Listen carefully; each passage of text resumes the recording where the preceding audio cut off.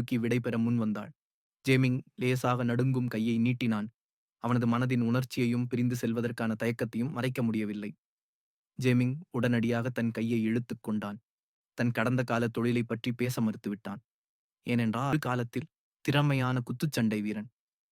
ஆனால் சிறந்த வருமானம் ஈட்டுவதற்காக அவன் தனது ஓய்வு நேரத்தில் கடன் வசூலிக்கும் தொழிலிலும் ஈடுபட்டான். ஒரு அடியாட்களாக மாறினான்.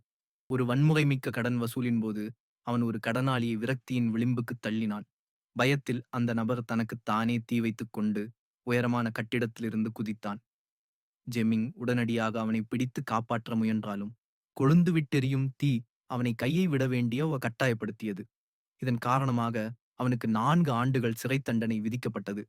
எனவே அவன் தன் கடந்த காலத்தை பற்றி பகிர்ந்து கொள்ள விரும்பவில்லை. வழிகாட்டி குச்சியால் தரையில் தட்டும் சத்தத்தை கேட்டதும் அவனது உதடுகளில் தன்னியல்பாக ஒரு புன்னகை அரும்பும். வீட்டிற்குள் நுழைந்தவுடன் ஜிஷ்யூ ஜெமிங்கை பாராட்டத் தொடங்கினாள். ஜிஷ்யூ தொலைக்காட்சியில் வரும் நாடகத்தை பார்த்து உணர்ச்சி வசப்பட்டு அழுவாள். அவள் ஒரு காரணமும் இல்லாமல் ஜெமிங் அழகாக இருக்கிறானா என்றும் கேட்பாள்.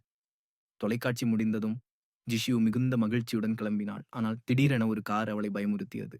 அதிர்ச்சியில் அவள் அருகில் இருந்த மது பாட்டிலை தட்டிவிட்டாள். அவன் கணுக்காலில் காயம் ஏற்பட்டதை அறிந்ததும் உடனடியாக அவளை மருத்துவமனைக்கு அழைத்துச் சென்று கட்டுப்போட்டான்.